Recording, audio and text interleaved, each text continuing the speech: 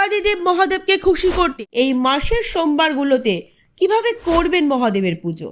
ভগবান শিবকে প্রসন্ন করতে গেলে আপনাকে মন দিয়ে এবং ভক্তি সহকারে এই 4টি সোমবারের পুজো করতে হবে। তবে শুধুমাত্র শিবলিঙ্গে একটি ফুল অর্পণ করলেই আপনার জীবন থেকে দূর হয়ে যাবে সমস্ত রকম দুঃখ কষ্ট। কোন ফুল জানেন কি তার নাম? ফুলটির নাম কানের। হ্যাঁ, একেবারে ঠিকই শুনেছেন। হলুদ কানের ফুল ভোলেনাথের সব থেকে প্রিয়। মনে করা হয় যদি এই ফুল অর্পণ করতে পারেন তাহলে ভোলেনাথ ভক্তের সমস্ত সমস্যার অবসান ঘটান। এই ফুল অর্পণ করলে জীবনে সুখ ও শান্তি আসে।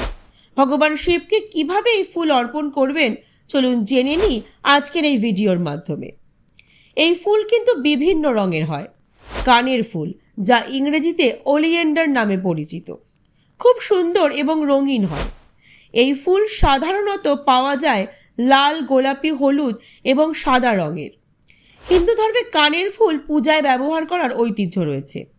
শিব পূজার ক্ষেত্রে এই ফুলের মাহাত্ম্য কিন্তু অনেক বেশি। শ্রাবণ মাসে শিবলিঙ্গে কানের ফুল অর্পণ করলে ভক্তদের মনোবাঞ্ছা দ্রুত পূরণ হয়। এই ফুল বাড়িতে, বিভিন্ন বাগানে এবং পার্কে খুব সহজেই পাওয়া যায়।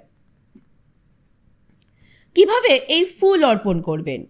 কানের ফুল অর্পণ করার সঠিক কিছু পদ্ধতি রয়েছে যা সকলকে জানতে হবে।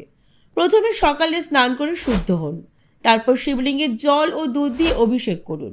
এরপর বেলপত্র এবং তাজা কানের ফুল অর্পণ করুন। কানের অর্পণ করার সময় ওং নমঃ শিবায় মন্ত্র জপ করুন। এই ফুলটি অর্পণ করলে মনের ইচ্ছে পূরণ হয়, এমনকি মানসিক শান্তিও লাভ করা যায়। এই মাস আধ্যাত্মিক উন্নতির জন্য বিশেষভাবে খ্যাত। এই মাসে নিয়মিত শিব মন্দিরে গিয়ে কানের ফুল অর্পণ করলে পরিবারে সুখ সমৃদ্ধি আসে। তাই জীবনে স্থিতিশীলতা এবং শান্তি বজায় রাখতে অবশ্যই মহাদেবকে এই ফুল দান করুন।